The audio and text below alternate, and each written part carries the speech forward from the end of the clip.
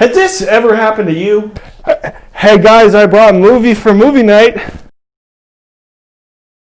This one's my favorite movie. Are you serious? Are you serious? But Studio Ghibli only has classic movies that everyone loves. You. We're all out. This one has hembos. You're a get the out of here. Oh! A phrase I often hear when recommending media to people is, I don't watch anime. Which leads me to say this video is not meant for anime fans at all. It's meant for any of your acquaintances that you know that reject anime outright. For me, this is my friend Trent.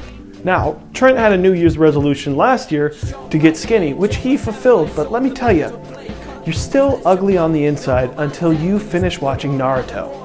So I'm asking you to grab your friend who won't watch anime and press play at this very point. Hey friend, this is your intervention.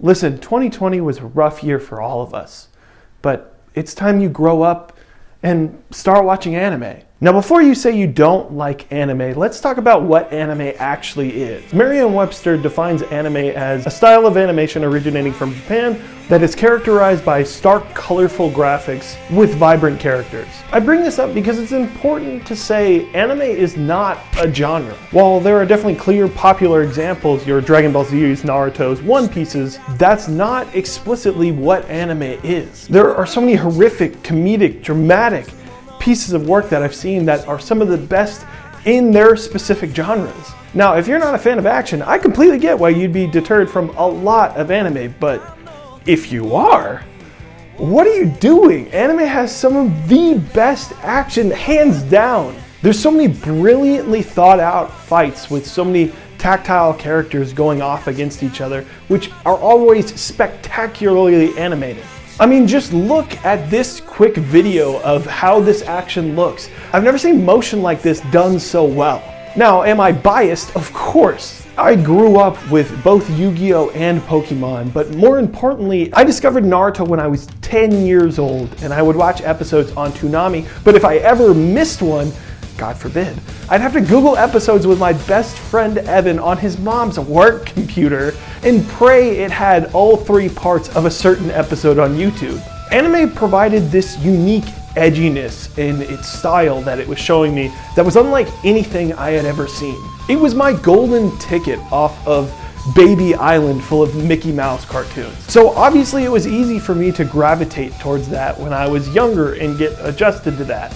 Now, how am I supposed to pitch this to a grown person? Probably like yourself. I'm glad you asked. I don't think anime is just for kids. That's one of the appeals of it for sure. This bold and brash quality creates a gladiatorial-like atmosphere to the most mundane things. I'll take a potato chip and eat it. Emotionally, these stories will resonate with you a ton, but in a very different way than what you'd expect with something like Pixar films. Now, I think the best way to recommend something to someone who has no idea about anime is to compare things that I'm sure you know and have probably watched. For The Mandalorian, a Western-themed Star Wars show, I have Trigun, a Western-themed anime.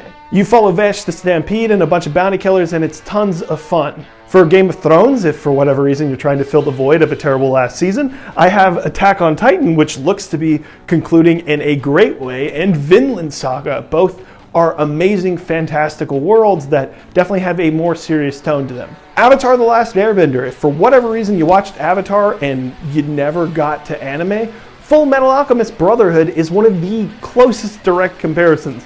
It's a concise story with a really great world building and power set. Stranger Things, this was really difficult because this is one of the most popular shows on Netflix.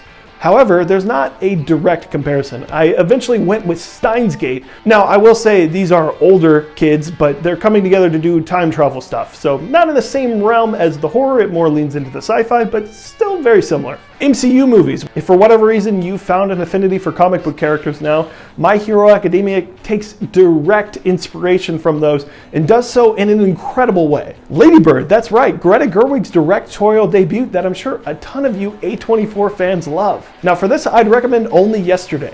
It's a slice of life drama, definitely not the same plot as Ladybird, but both these two balance comedic and dramatic elements so well that it's pretty easy to compare the two. Spider-Verse, I have Summer Wars, which is a video game world and it's full of tons of colorful and bright action, similar to the last 10 minutes of Spider-Verse. Indiana Jones, if you love that genre and that type of feel, then definitely check out Lupin III and Castle of Caligastro. This is just scratching the surface. I haven't even mentioned some of my favorites like Fooly Cooly, Weathering with You, The Girl Who Leapt Through Time, or even my favorite movie, The Boy and the Beast, which I will eventually talk in length. And I haven't even mentioned the bangers of openings that a lot of these animated shows have. I mean, the whole reason I got into Naruto in the first place is because it opens like this.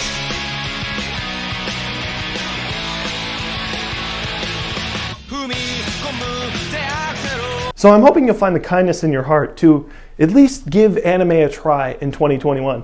I'm not even saying you have to like it. Also, don't even take my word for it. Here's a ton of directors that are directly influenced by anime in their works. So to conclude, I hope you check out any of these. Please let me know in the comments if you do check them out. I always love, joining someone on their first anime journey. So if you wind up doing so, just let me know what series you're watching. I'd love to talk about it.